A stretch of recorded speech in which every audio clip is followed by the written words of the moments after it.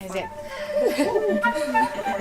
visvairāk šajā laikā ir kaitinājis tas garais ceļš līdz Rīgai no Alsungas. Gulēt sanāk ļoti maz, jo ir jāsadala laiks starp raidījumu, skolu un dažādiem darbiem. Un ir arī jātrenējas, un ir arī šie priekšsumi jāsagatavo. Bet, es domāju, ka jo vairāk jādara, jo vairāk var izdarīt. Jā, jo vairāk uzdevumu, jo grūtāk, un arī jo vairāk tā kā negulētas naktis. Jā. Ar katru raidījumu stress kļūst arvien mazāk.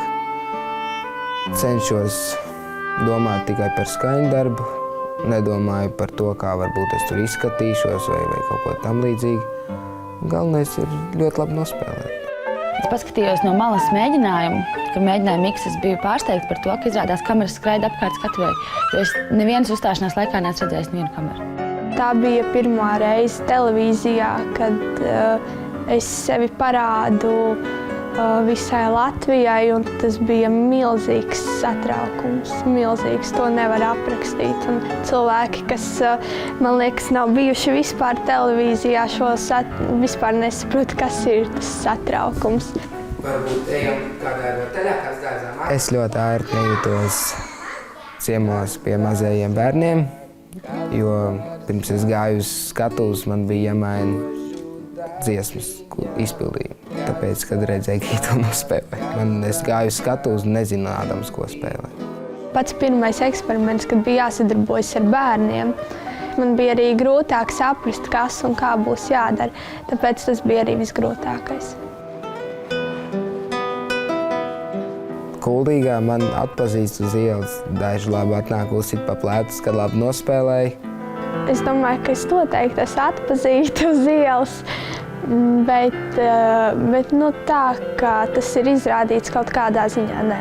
Iejot orķestrī vai vienalga, kur tad ir Oreka, mūsu TV zvaigzne, un tad viss smējās. Tas jau tā mīlīgi, ķircināties.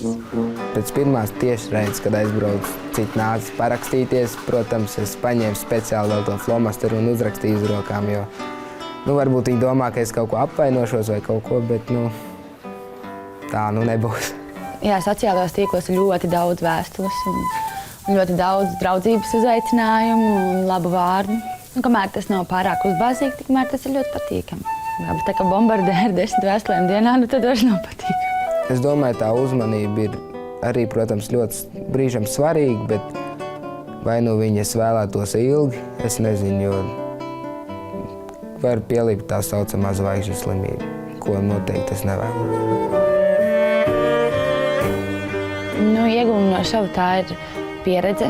Tas ir kaut kas jauns, kurus savus spēkus vēl iepriekš nebija izmēģinājis. Raksturojuma noteikti lielākais iegūms ir izturība un vairāk tā emocionālais spēks un izturība.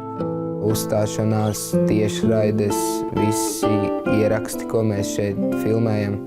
Es domāju, tas viss tikai man palīdz kļūt atvērtākam un komunikablam.